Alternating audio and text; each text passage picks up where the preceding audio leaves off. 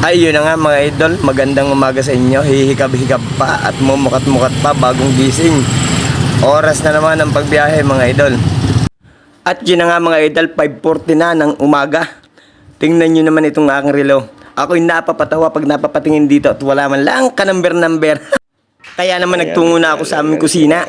Ayan na nga, at dahil may ligpitin pa, huhugasan muna natin yan bago tayo bumiyahe. Kaya naman pinaspasan ko na ang pagliligpit dito sa aking lababo dahil pagkatapos kong magligpit ay magluluto naman ako para sa aming almusal. Kaya naman nagsalang na ako ng tubig na mainit diyan dahil hindi kompleto ang umaga kung wala tayong kape sa almusal mga idol. At syempre bumili na rin ako ng itlog at hotdog para sa aming almusal with matching coffee. Coffee daw eh. At kaya naman, naligo na rin ako at nagready na para sa aking pamamasada mga idol. At syempre, smile lang tayo mga idol.